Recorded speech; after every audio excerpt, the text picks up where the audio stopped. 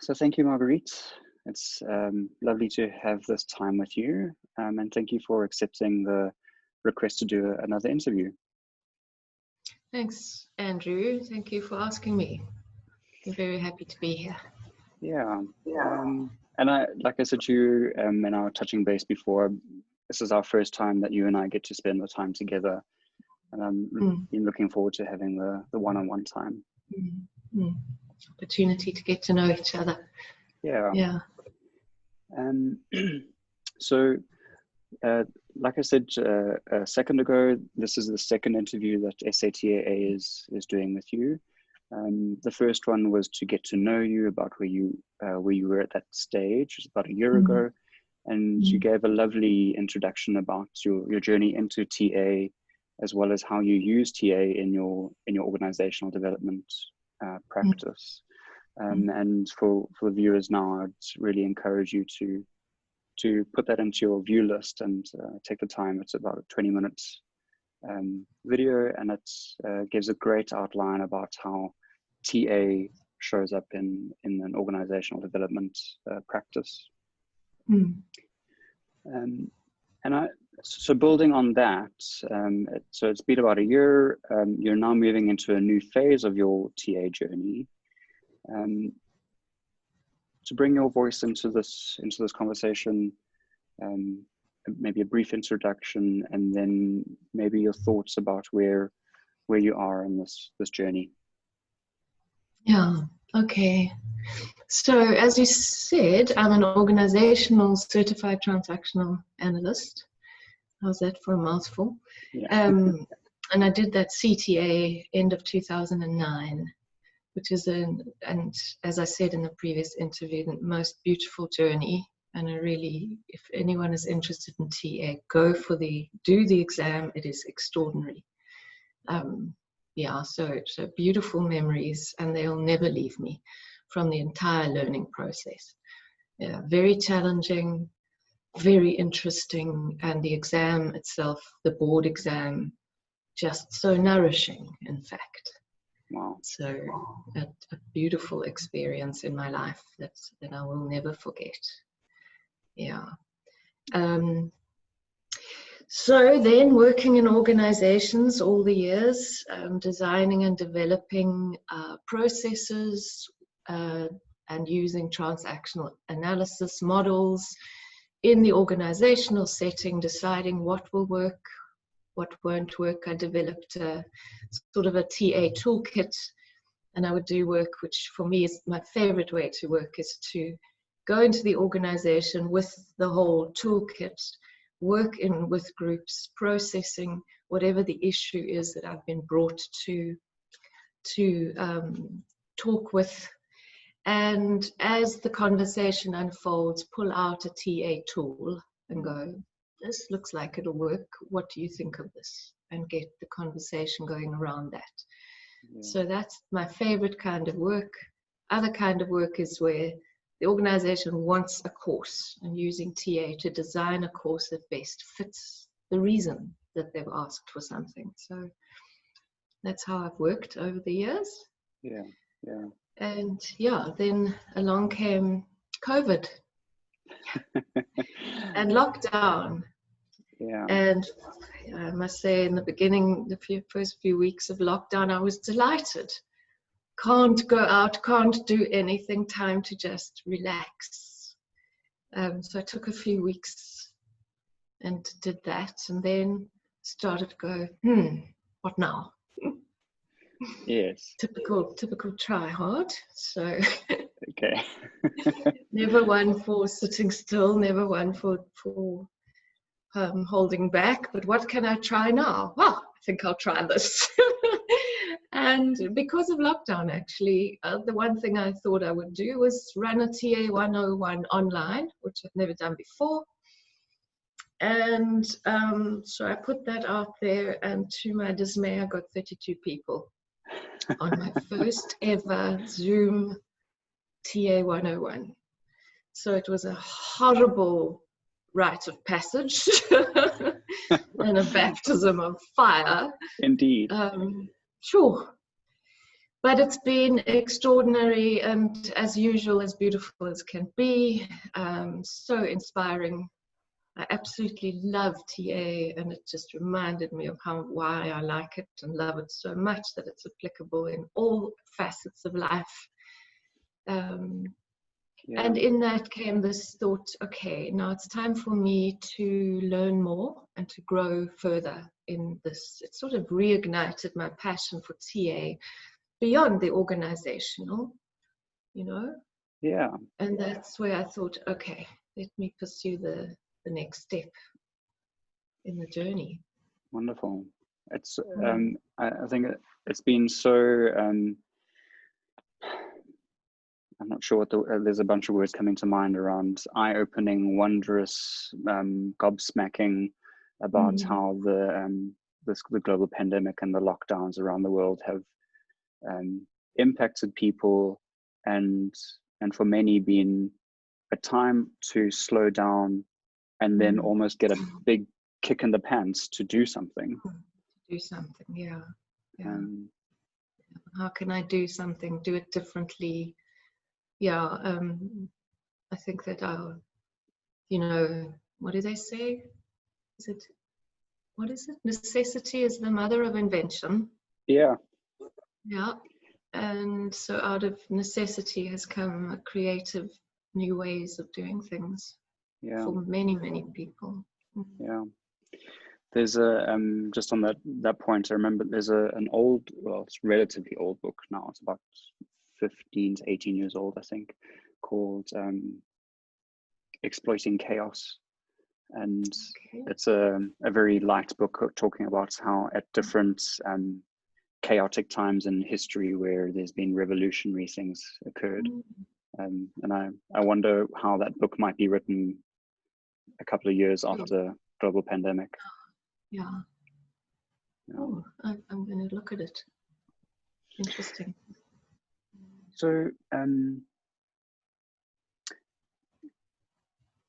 looking at your journey now in moving forward with your TA journey, I know that you're now entering into something that's called a TEW. Can you enlighten us there? After the next step after doing your CTA exam is to attend a training and educating workshop. I think that's what the E stands for, TEW, Training Educating Workshop. So it is a workshop, and it's kind of it's an entry into then signing a contract with a supervisor and going forward to do what is called the TSTA qualification, which is to become a teaching and supervising transactional analyst. An even bigger mouthful. I know, TSTA though sounds rather nice and judged. So the TEW is quite a big requirement. It's not just, pitch up for a workshop. To my dismay, there's a lot of prep that you have to put into it before you attend the workshops. You have to answer a number of questions that they pose in terms of what is your practice, how have you been practicing, and that whole background information. And then you need to develop your own training proposal outline. And that is a full curriculum of how you will go about training people to prepare for their CTA exams. So once you've done this, you become a teaching and supervising transactional analyst. You are then qualified to teach TA and supervise CTAs, people who are wanting to do the CTA exam. And the requirement is that you develop your own curriculum entirely. And I mean, one of the things is that to do your CTA exam, you have to have done 300 hours of transactional analysis training. So that would be my job, would be to train you in over 300 hours, which you know, it can take a long time because this is not full time, so it's part time, and it's maybe a workshop a month, or, you know, and you can decide. So I have to decide how long will the workshops be, what will go into them, what is the content of that. So you have the first year, which is a foundation year. So I need to design and decide what I want in the foundation year around transactional analysis concepts.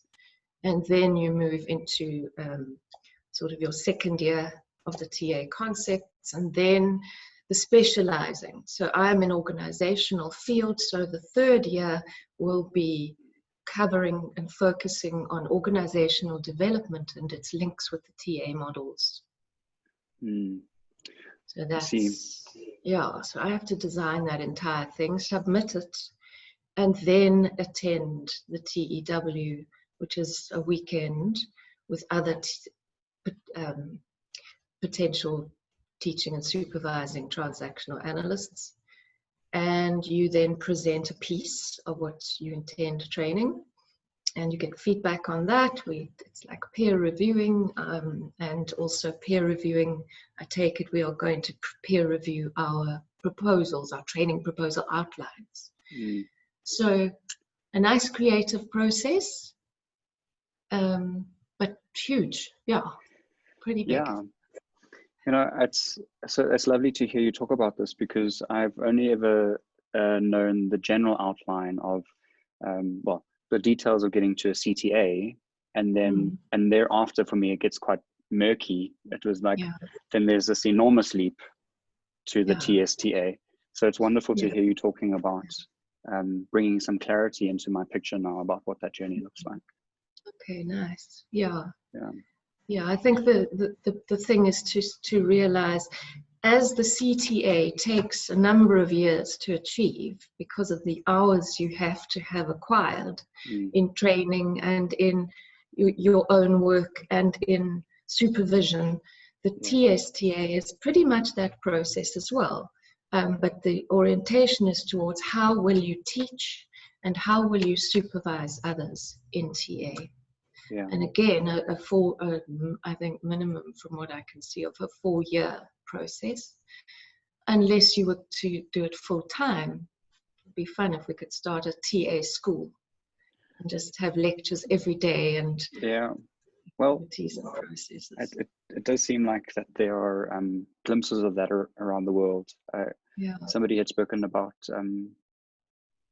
I can't remember the name of the organization, but a place in the UK that you study with them to get your CTA in counseling, and that process is surprisingly short. I think it's less than 2 years, but it's like it's almost full-time study. It would have to be to get it into 2 years. And just looking at the time frames of those training contracts, was it a 5 or a 7 year initial contract or something like that? I can't remember what the CTA was, but isn't it? Is CTA 5 years? It rings a bell. 5 and 7 ring bells for me. Yeah. The TSTA is 10 years. So you have 10 years from doing the TEW workshop. You have 10 years in which to prepare for and attend and do the TSTA exams. Yeah. Those are generous. Thank goodness. They're almost, when you're thinking about, at least from my context, thinking about my personal development, a 10-year potential 10-year commitment almost seems mind-boggling. But I suppose it's the nature. I think also what thank goodness they have done is that once you've done your TEW workshop, you are then a provisional teaching and supervising transactional analyst. And with that PTSTA, it means that for the next 10 years, you can teach and you can supervise. And at the same time, you're accumulating your hours of teaching and supervising, which then are counted towards the final exam when the provisional gets taken away and then you're qualified. So that's the one thing, is that you're not qualified for until you've done the TSTA. You actually can act and work within the field during that time. Yeah. And I know quite a lot of people who actually did the TEW and became PTSTAs and remained that way for 10 years. And then only after 10 years, they felt the energy and they went, okay, now I think I'm up to doing the exam. They counted up all their hours, and then they recontracted, because you can renew it and go and then go into the exam. So it's very, gives you the time that you may feel you need, but also if you're committed and you want it sooner, you just put your head down and you do the hours and you do the hours and you accumulate what has to be done and you can get it sooner. So it's within the 10 years, you know? Yeah, thanks for that. I had a wondering about when does the P come into the PTSTA? So that clarifies that. And something that I'm really struck by hearing you, the bit that you just said, is how almost authentic the learning process is, authenticity built into that learning process of we're human, our environments change, our times change, and we're able to design, construct our process, our journeys as appropriate, and not be sort of constrained by some very specific external time-bound structure. I mean, if I think of it in terms of doing the CTA, and we were talking about a school where you could go full-time and do it in 2, maybe 3 years. I took the full, which I think was 5 years, to get to that exam. And I grew immensely through that time. Really immensely, and changed so much. And because it's over 5 years, it was informing me. I really feel that my training, my preparation for then being a CTA, I was very, very well grounded by the time I qualified. And it's still there all the time. Whenever I'm working, I think back to those experiences in those training years, the moments of new things coming at me, you know, doing group work and having this, maybe the student who's belligerent and unwilling, and what do you do with that? Or even a group that's as passive aggressive as can be towards the subject, and all sorts of things. And getting on the phone to my supervisor, Colin, in the UK, and going, Colin,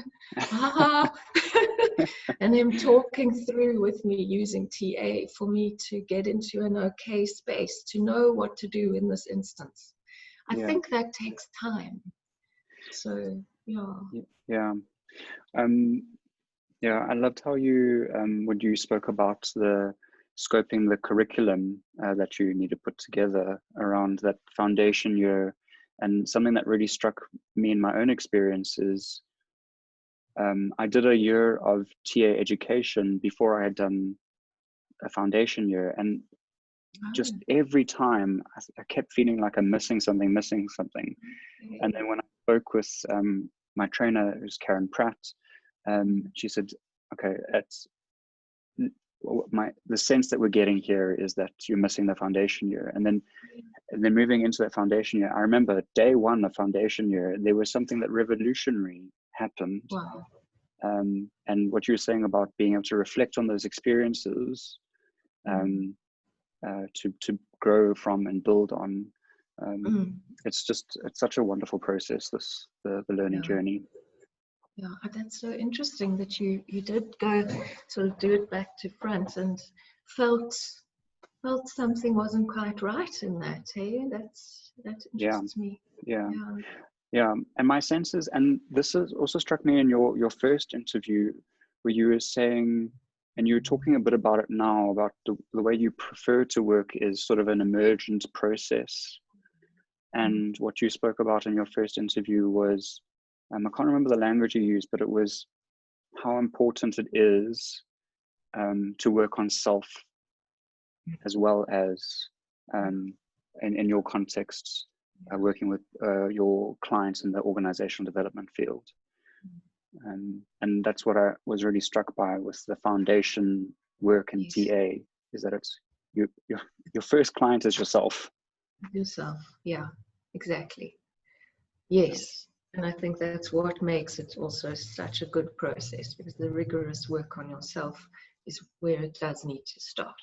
Yeah. And isn't it just so lovely that the journey goes with the CTA, it's work on self, and then work in your field and all of that. And then you do the CTA, and then I want to do the TSTA, and guess where I am back? Work on self. And I am developing the curriculum for training others to work on themselves. But in the process of doing that, there's more and more and more of discovery and self-discovery for me. So I'm working on self again, you know. Yeah. Not that I ever stopped, but with that, just coming back to that being your focus for at least the foundation year of teaching others. Yeah. It's almost a magical process. Yeah, it is a magical process. But when I suppose when you look at it, there's obviously sound reasoning why it happens like that. But when you take a step back, you just can't help but be in awe of it. Yeah, and if I think about it, if I was to teach organizational TA, and I taught OD and incorporated TA, and that was that. You can do that, but the person who gets that knowledge then goes into an organization and does the work without self-awareness, without the awareness of the impact of self on others. And so the way that they facilitate their processes would be with a huge chunk missing from the training, from the learning, that, you know, without it you can do it, but it's not as rich. And I don't think I just know that for myself, I became much more effective as a facilitator in organizational spaces. As my own self-awareness and self-development, you know, grew. And just something that comes to mind even is things like being able to hold the silences.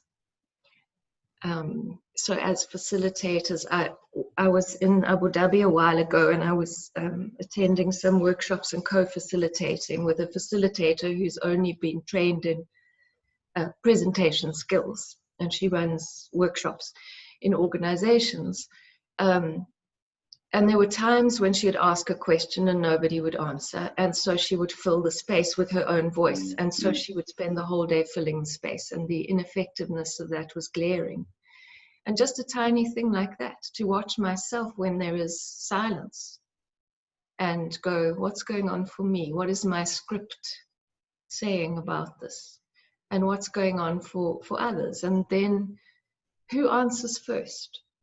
What is it in their script that has told them that they should be the one to answer first? And who doesn't bother to answer at all? And what is that in terms of script and drivers? And so while I can be training time management and using TA to watch the process, and that comes from the self-development, I think. The picture that comes in my mind is that work can be very transactional, but with even just subtle, small self-awarenesses, you can take that line into the transformational space. Quite easily. And how you handle challenges. So I remember having a learner once who was, his child ego state was enormous, and so he would get terribly excited if he liked what we were learning, and he'd jump up and down and flap his arms and run around the room. And then when he was confronted with having cheated in an assignment, he just rebellious child and threw his toys out the cot. And in that whole, it wasn't TA that I was teaching, but but what it did for me was be able to watch myself, my ego state, what's going on here in relation to what's going on in him.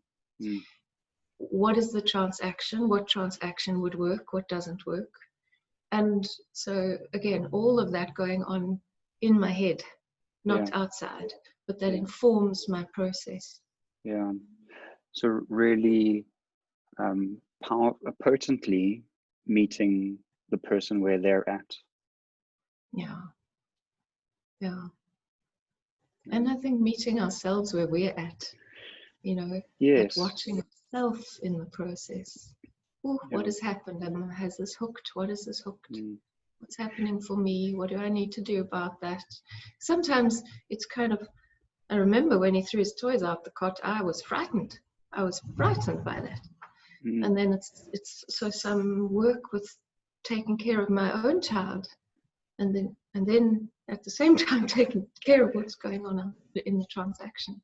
Yeah, that important stuff about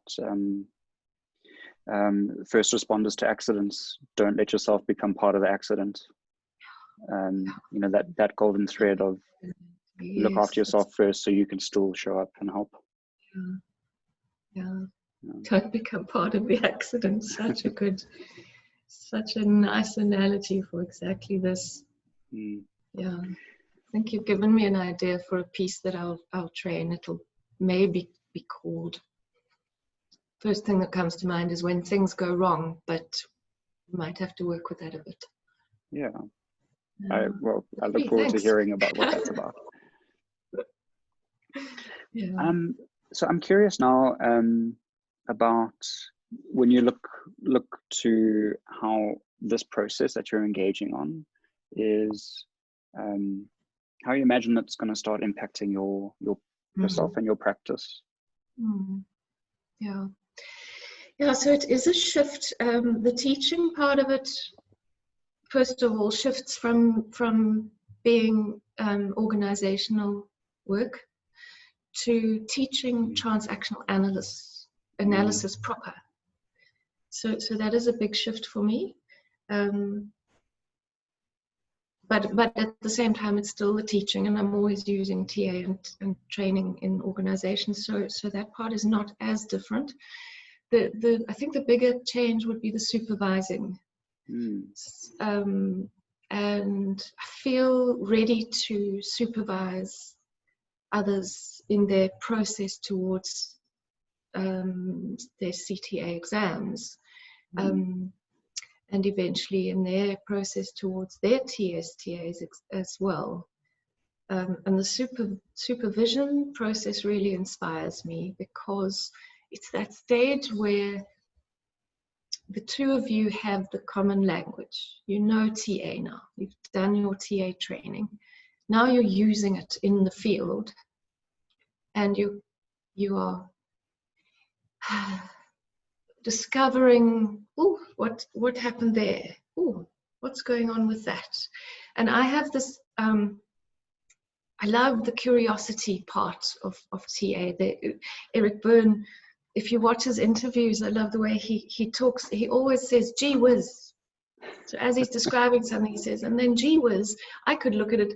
And what he's doing is he's using gee whiz to awaken the child, the natural child. And it's that part of us that I think in supervision, for me, that's what happens, because it's going, gee whiz, what happened there? Let's have a look at that. And getting into it together and unpacking what went on. And so it's a supervision phase now that I'm moving into, which is working with a person to reflect on the process using TA, their process with their client, and what is happening for them in that process and what is happening for the client, but really staying, what is going on in me? What hooks me with this client? And exploring alternatives, which is the beautiful creative stuff. Thinking, this is how I'm working with the client. How could I maybe work differently? Because it's not working. You know? Yeah. Lovely creative place to be. Yeah. It's I get a sense of how you've spoken about your journey, getting you to this place now. And what really stuck in my ear is what you said right at the beginning, was you feel ready now to be in that position of supervising. I'm curious if something pops in your mind around what's shifted that made you feel ready. That's an interesting question. I think that it's interesting because you're asking that something that's speaking to my beliefs about self. And there's a belief in that says that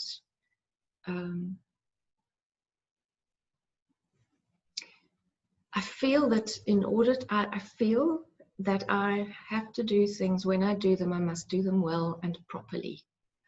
I was once described, somebody listened to me speaking and he said, "Oh, you're a purist then." And I had never thought of myself as a purist, but since then I've been going, I think I am, yeah. So know your stuff, know it well. And so that for me takes time until I'm comfortable that I know my stuff and know it well. So there's that about feeling ready. I think there's also something in that about not assuming. When we supervise others, we're taking on, to my mind, a great responsibility. And we can take it on in different ways. I could be very, I could assume that I know everything. I could assume that I'm the answer to your problems, that kind of approach. I'm a supervisor.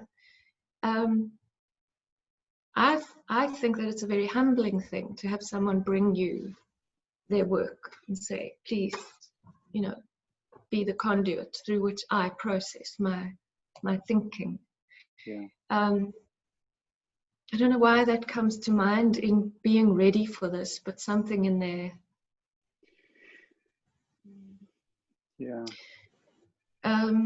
But then there's also something else, and that is that if there's any injunction that I can strongly recall from my childhood, it would be the don't be important. And that was an injunction, still exists in my family to this day. All the siblings, there are 5 children, I'm one of 5. We have the don't be important in all of us, and I watch it playing out.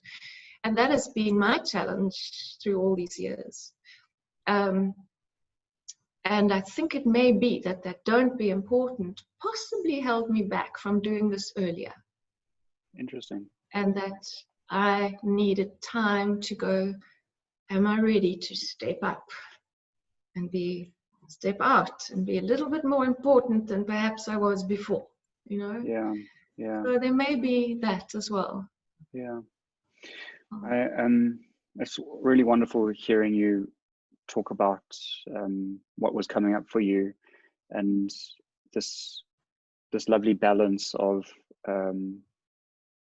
so knowledge and that built on a shifted or an evolved philosophy that you hold for yourself, and then bringing those two together in how you then connect or interact with your clients with the supervisor hat on.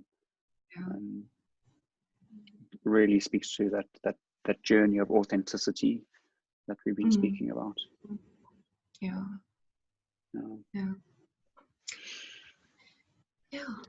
So coming to a close, what's on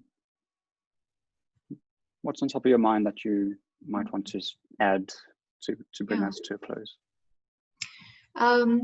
Well, what is top of mind at the moment, because I'm engulfed in it, is the designing this curriculum. And the way that I'm doing it is I'm going through the TEAJs over the years, journals, articles written by transactional analysts over the years, and looking for what will work at what phase in the learning process.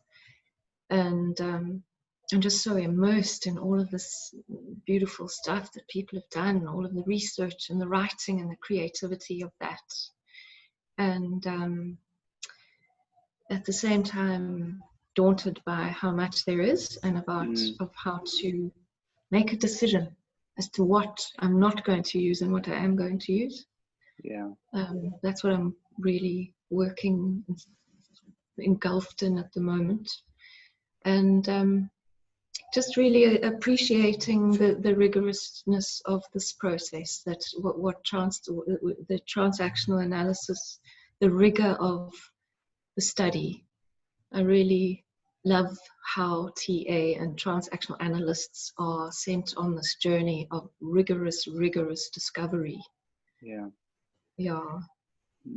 Again, feeling really humbled by what has gone before me. It's interesting that you close off with that, because that's always stunned me, is the body of knowledge. But then hearing you talk about this now, and your journey, I feel really I'm not quite sure what it is, but I feel really heartwarmed and excited and energized about you engaging in this journey. And that what you said there about going through this body of knowledge and making a decision, so bringing your philosophy and your flavor to the fore. Exactly. Yeah, and that Really is what it exciting. allows for. It does allow for that. It is my decision, and it allows me to engage with my philosophy and use the papers that people have written and linking that. Yeah. Wonderful. Great. So Marguerite, thank you for this time. It's been lovely Thanks so much. to explore this with you and to hear your experience.